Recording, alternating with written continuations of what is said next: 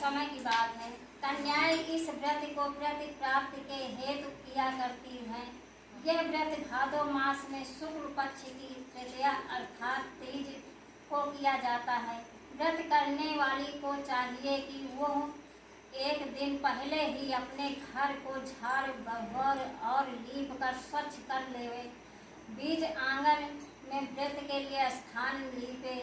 चारों ओर केले के पत्ते खड़े कर मंडप बनावे। चौक लगावे। भगवान शिव और माता पार्वती की प्रतिमा स्थापित करे।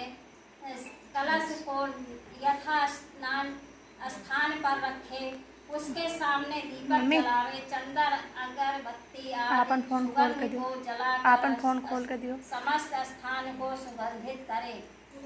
ब्रह्मा मुहूर्त के विस्तार को त्यागे। नित्य कर्म से निवृत्त हो। रेशमी वस्त्रों को धारण करे। जहाँ तक हो गंगा जल से स्नान करे। यदि गंगा जी समीप में न हो तो नदी में स्नान करें। नदी के अभाव में सरोवर में स्नान करना चाहिए। यदि इनमें से कोई भी समीप न हो तो तारों की छांव में कुएं के जल से स्नान करे और रेशमी वस्त्र धारण करे। शुद्ध मन और शुद्ध हृदय में मन ही मन हरतालिका व्रत का संकल्प करे। शुद्ध होकर पूजा मंडप में आवे।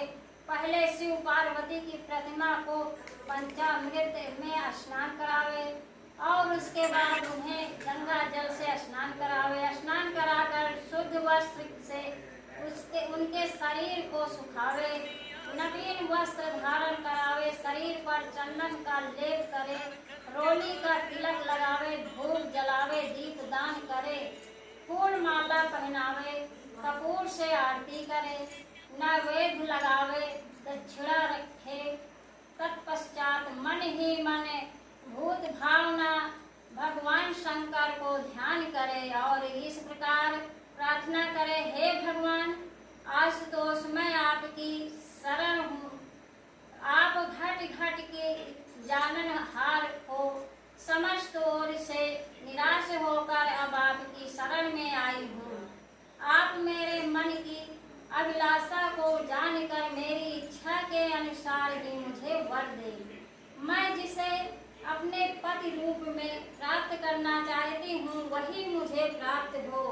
अतः अब आप मुझ पर अनुग्रह करें। हे माता आप मेरे सुहाग को अचल करें। इस प्रकार प्रार्थना करके भगवान शंकर और माता पार्वती का हृदय में ध्यान करे और हरतालिका व्रत कथा स्वयं पढ़े और या श्रवण करे। उत्तम ब्राह्मण को वस्त्र आदि देकर प्रसन्न करे। दिन भर सत्य भाषण करे। ब्रह्मचार्य से करे।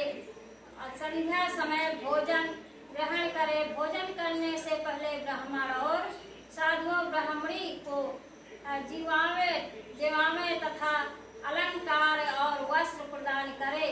रात्रि को शंकर पार्वती का कीर्तन करे। जागरण करें। अगले दिन ब्रह्म मुहूर्त में उठकर शुद्ध होवे। बांस की टोकरी में पूजा का समस्त सामान एकत्रित करें और जलाशय में जाकर जल प्रभावित करें। जो कन्या इस प्रकार व्रत करती है उसका सुहाग सदैव अचल रहता है।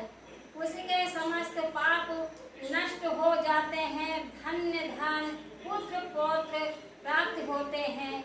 जो स्त्री मोह के वशीभूत होकर इस व्रत को धारण करती हैं परंतु पारण में प्रथम ही भोजन कर लेती हैं उसे संतान प्राप्त नहीं होती है। यह विधाता विधवा हो जाती है और अंत में नरक हो जाती है।